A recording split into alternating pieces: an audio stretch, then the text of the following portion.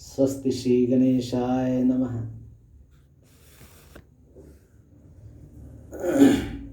श्री सरस्वत्यै नमः। अस्मद्गुरुभ्यो नमः। परम गुरुभ्यो नमः। जय श्री सीताराम। सभी द्विजों का कर्तव्य है कि वो संध्योपासन अवश्य करें। वैसे तो विधान धर्मशास्त्रों में 3 बार संध्योपासन का है: प्रातः संध्या, मध्याह्न संध्या और सायं संध्या।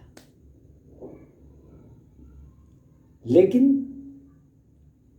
प्रातः संध्या तो कितनी भी आवश्यकता हो उसका अतिरेक नहीं करना चाहिए, क्योंकि शास्त्रों में कहा गया है कि जो विप्र रूपी विशाल वृक्ष है उसकी जड़ संध्या ही है। अगर द्विज ने, ब्राह्मण ने संध्योपासन छोड़ दिया, संध्योपासन का त्याग करने वाला ब्राह्मण ही कहने योग्य नहीं है। वैसे तो द्विज में ब्राह्मण, क्षत्रिय और वैश्य तीनों आते हैं, लेकिन श्रीमद् देवी भागवत में एक श्लोक आया है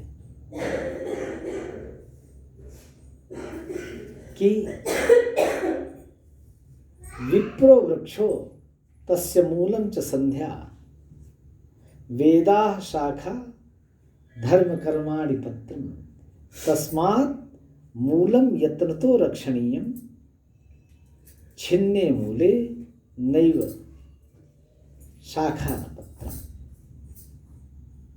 अगर ब्राह्मण रूपी विशाल वृक्ष जिसकी छाया के तले सब लोगों का पोषण हो सकता है, ऐसा ब्राह्मण, उसका मूल, किसी भी वृक्ष का मूल अगर ठीक से सींचा जाए तो बट वृक्ष हो या कोई विशाल वृक्ष हो, वो फलता फूलता है, पुष्पित पल्लवित होता है। इसलिए हम सब लोगों को ध्यान देना चाहिए कि संध्योपासन तो अवश्य ही करना चाहिए। अब प्रश्न ये उठता है कि संध्योपासन में जो गायत्री जप किया जाता है, संध्या के साथ ही गायत्री जप का विधान है,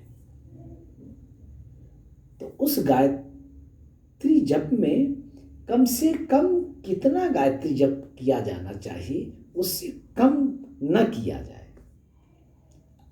और हमको ये समझना निश्चित तौर पर चाहिए कि हमारे नेत्र, हमारे धर्मशास्त्र,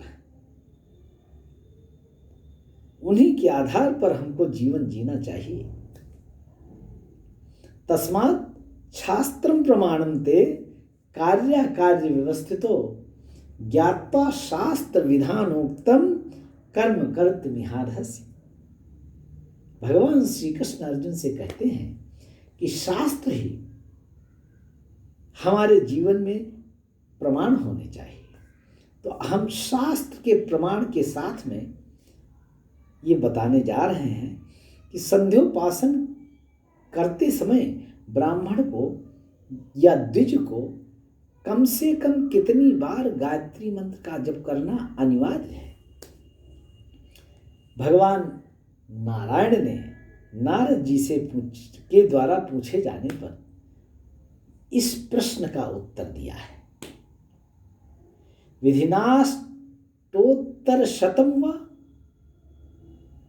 विधिना माने विधिपूर्वक, अर्थात संध्योपासन के साथ द्विज को चाहिए विधिनाष्टोत्तर शतम व,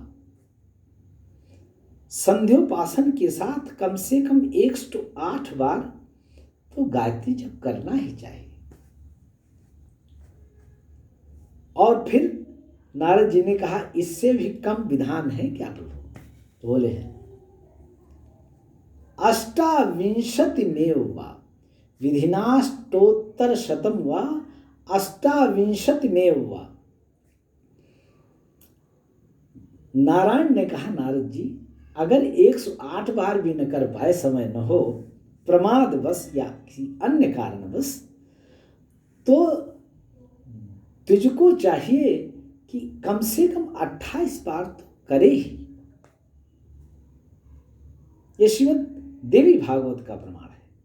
विधिनाष्टोत्तर शतम वा अष्टाविंशतिमेव वा। नारद जी ने कहा, प्रभु, अगर कोई बीमार हो, किसी कारण अशक्त हो, तो बोले 10 बारम अशक्तो वा। भगवान नारायण ने कहा, नारद, अशक्त होने पर भी संध्योपासन के साथ 10 बार तो गायत्री जप किया ही जाना चाहिए। ये अशक्त की बात है। 10 बारम अशक्तो वा नाति न्यूनम समाचरेत। इससे कम जप नहीं किया जाना चाहिए। ये शास्त्रीय प्रमाण है।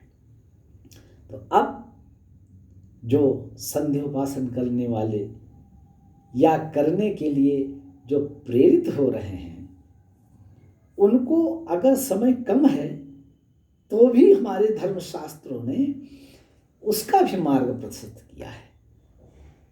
इसको फिर मैं आपको एक बार दोहरा दूं। विधि पूर्वक 108 बार गायत्री मंत्र का जप करें, कम से कम।